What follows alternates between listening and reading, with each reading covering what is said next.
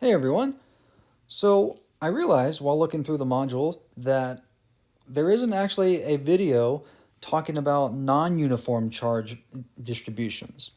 You actually have a homework on this, so I thought I'd make a quick video explaining how to incorporate this into Gauss's law, right? So what do I mean by non-uniform? Well, some charge densities may be dependent upon other variables, right?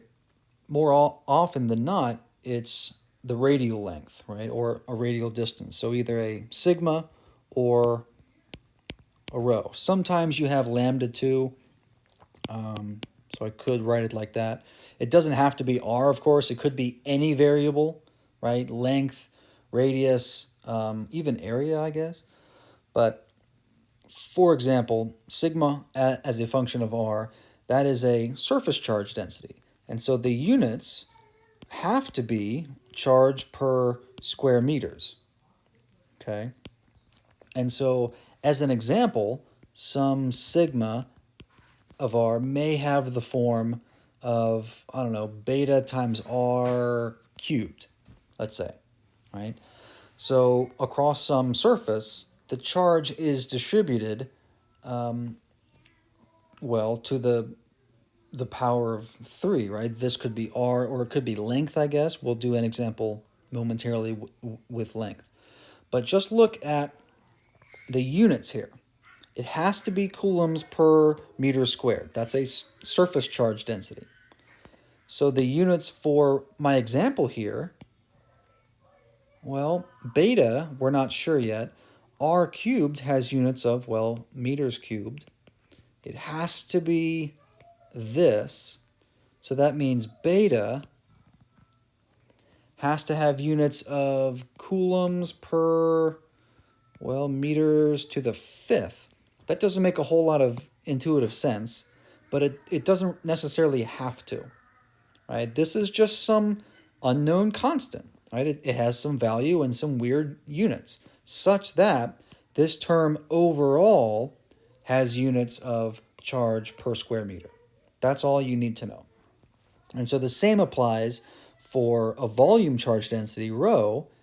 Whatever that constant has to match in accordance with whatever else is in the term, such that overall it has units of charge per cubic meter, right? Charge per volume. And similarly for a lambda, a linear charge density, coulomb per meter, right? You may see constants in here, but don't worry about their units. They're just constant, okay? So let's get rid of these for a second and actually look at a hypothetical example for sigma for a cylinder. Okay, so we have some cylinder, looks like that. Let's actually make this a hollow cylinder. All right, so it's of length L and constant radius R. On here, it has some sigma, but I'm going to make it as a function of length. So now the charges vary, well, as that length, right? So you have more charges up here, and then less charges here, and then even less here, and then, well, less down there, right? So let's give this a hypothetical expression of that beta times, let's do, I don't know, let's do beta, the beta L. That's fine, okay? So that's our non-linear, non-uniform surface charge density, right? It happens to be a linear relationship. And remember, sigma is actually charge per area. So Q over A. Okay. So now in Gauss's law, we have the electric flux, which is defined as E dot dA, and that equals the charge enclosed over epsilon naught. And so in these problems, a big part of it is finding this Q enclosed. right? How do we do that? Well, we need to use this non-uniform surface charge density. So, in this example, let's see, we would solve that expression for Q. So, in other words, Q is equal to sigma of L times the area, right, of our cylindrical surface. So plugging these in, oh, hi, Mom. Plugging these in, we have beta times L, that's our sigma expression, times the area, which is 2 pi capital R times the length, right? This is the area of the actual surface. And what we want to do is, well, we want to use Gauss's law, which means that we have to take a Gaussian surface symmetrically oriented about our, object, about our charge configuration, and integrate such that we accumulate or account for all of the charge, right? So the left side of Gauss's law only talks about where the actual charge is, right? The right side is dealing with our Gaussian surface. So we can think of the right side as being changeable, right? That's determined by us. The left side is, well, the actual geometry of the object itself. Okay? So we need to find Q enclosed, which means we need to create a Gaussian surface to enclose all of the charge.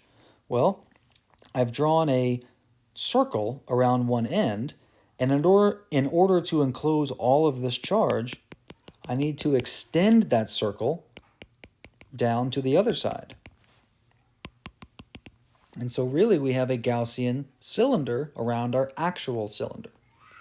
Excuse me. Okay, all that to say that now we need to find dq. Because what we're doing is that we're actually going to integrate and find all of the tiny dq's in our Gaussian surface, right? So actually, let me rewrite that q expression a little bit better.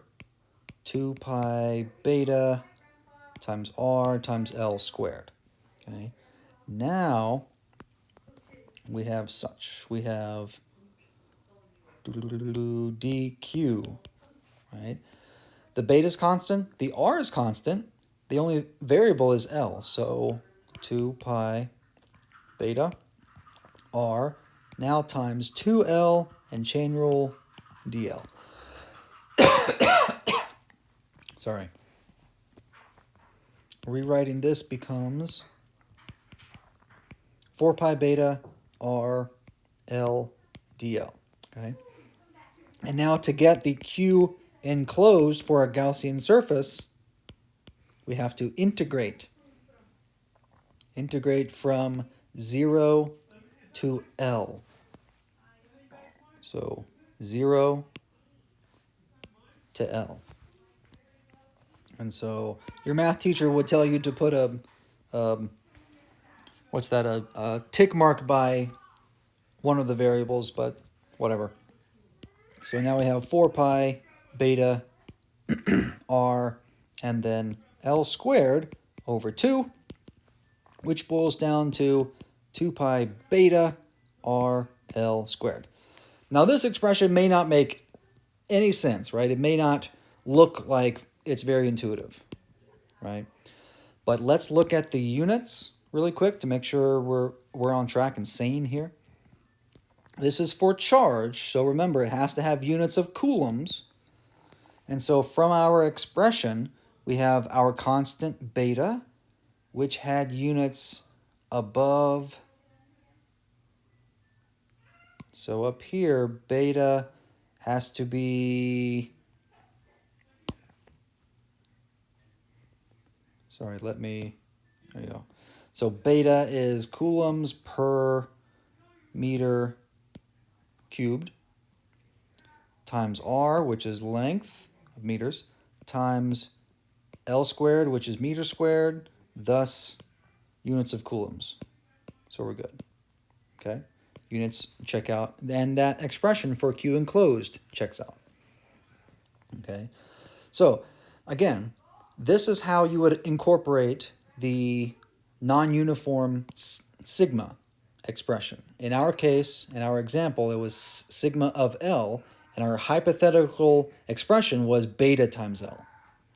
You just add it to your A, in this case, add it to your area expression, and take the dq and then integrate like normal. Okay? If this was a uniform sigma, well, guess what? That sigma would just stay outside and it wouldn't be affected. Right? It's just a slight difference, but it's an important difference. Okay? The same exact process applies for a volume. And so instead of a sigma, same exact thing applies for if this was a rho. Right? So with that, thanks for watching. I hope this helps.